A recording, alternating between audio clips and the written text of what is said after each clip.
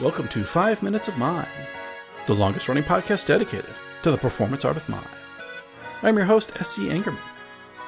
While this week's episode was not released on our regular Thursday evening schedule, I ran out of gas. I had a flat tire. I didn't have enough money for cab fare. My tux didn't come back from the cleaners. An old friend came in from out of town. Someone stole my car. There was an earthquake, a terrible flood, locusts. It wasn't my fault. Much of the arts is focused on the idea of the protagonist and the antagonist.